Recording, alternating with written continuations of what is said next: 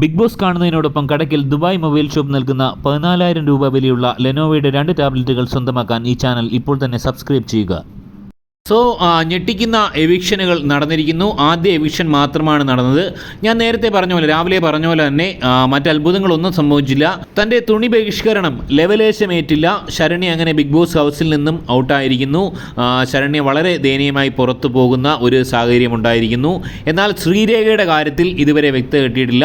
Sreerekha main സ്റ്റേജിലൂടെ, പ്രധാന വേദിയിലൂടെ ഔട്ടായി പോയിട്ടില്ല. എന്നാൽ ഈ ആഴ്ച ഡബിൾ എവിക്ഷൻ ആയതുകൊണ്ട് ശ്രീരേഖയും ഔട്ടാകും. അടുത്ത ഷൂട്ട് നടന്നുകൊണ്ടിരിക്കുകയാണ്.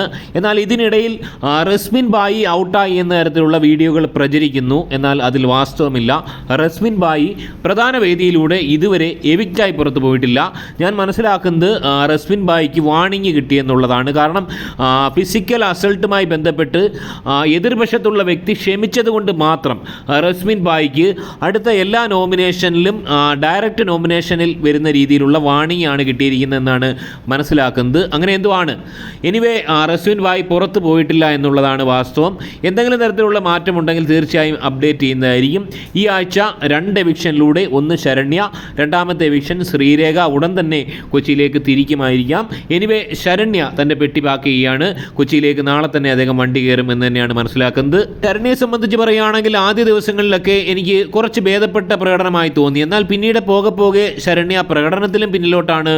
ഈ പറഞ്ഞോണം തുണിയും ബഹിഷ്കരിക്കാൻ തുടങ്ങി. ഒരുപക്ഷേ ഈ തുണി ബഹിഷ്കരണം മലയാളി പ്രേക്ഷകർ ഏറ്റെടുക്കുമെന്നുള്ള ഒരു മൂഢ ചിന്താഗതിയായിരിക്കാം ഒരുപക്ഷെ ശരണ്യെ വേട്ടയാടിയത്. ഒരുപക്ഷെ അത്തരം കാര്യങ്ങൾ കാണാൻ ഇഷ്ടപ്പെടുന്നവർ തനിക്ക് വോട്ട് നൽകിയേക്കാമെന്നുള്ള ചിന്തയുടെ അടിസ്ഥാനത്തിലായിരിക്കും താൻ കൂടുതൽ തുണി ബഹിഷ്കരിക്കുമെന്നുള്ള വലിയ വെല്ലുവിളികളോടുകൂടി മുന്നോട്ട് പോയത്. എനിവേ വളരെ വലിയ തിരിച്ചടി പ്രേക്ഷകർ കൊടുത്തിരിക്കുന്നു. വോട്ടിങ്ങിൽ ഏറ്റവും കുറവാണ്. ഏതാണ്ട് 3% വോട്ട് മാത്രമാണ് ശരണ്യയ്ക്ക് ആകെ മൊത്തം വോട്ടിൽ നേടാൻ സാധിച്ചത്. അതായത് ഏറ്റവും മുന്നിൽ നിന്ന ജിൻഡോ 47% വോട്ടുകൾ നേടുമ്പോൾ ശരണ്യയ്ക്ക് നേടാനായത് ഏതാണ്ട് 3% മാത്രമാണ്. തീരെ പ്രേക്ഷക പിന്തുണ ഇല്ലാത്തൊരവസ്ഥ ഉണ്ടാകുന്നു. എസ്പെഷ്യലി ശരണ്യ എടുത്ത ഇത്തരം തീരുമാനങ്ങൾ തന്നെയാകാം അതിലേക്ക് നയിച്ചത്. എനിവേ ശ്രീരേഖയുടെ എവിക്ഷനുമായി ബന്ധപ്പെട്ട അപ്ഡേറ്റ് ഉടൻ തന്നെ നമ്മൾ ചെയ്യുന്നതായിരിക്കും. അതുപോലെ തന്നെ റസ്മിൻ ബായി ഇതുവരെ പുറത്തു പോയിട്ടില്ല എന്നുള്ള കാര്യം 100% കൺഫേമാണ്.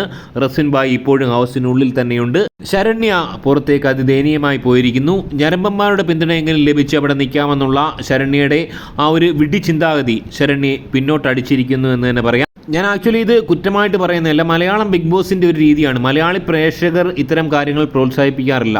എന്നാൽ ഹിന്ദിയിലും മറ്റും സ്ഥലങ്ങളിലുമൊക്കെ ആണെങ്കിൽ അവർക്ക് ഇതൊന്നും വിഷയമല്ല. സോ ബിഗ് ബോസിന് പോകുന്ന പ്രത്യേകിച്ചും ശരണ്യയെപ്പോലുള്ളവർ കുറച്ച് മുൻകാല മലയാളം ബിഗ് ബോസുകൾ കണ്ട് മനസ്സിലാക്കി പോയാൽ വളരെ നന്നായിരിക്കുന്നു. എനിവേ അതിദയനീയമായി പുറത്തു പോയിരിക്കുന്നു. സോ റസ്മിനുമായി ബന്ധപ്പെട്ട അപ്ഡേറ്റുകൾ എന്തെങ്കിലും ഉണ്ടെങ്കിൽ ഉടൻ തരുന്നതായിരിക്കും. ചാനലൊന്ന് സബ്സ്ക്രൈബ് ചെയ്യുക. അതുപോലെ തന്നെ നിങ്ങളുടെ കമൻറ്റ് രേഖപ്പെടുത്തുക. മറ്റൊരു വീഡിയോ ആയിട്ട് കാണാം. ബൈ.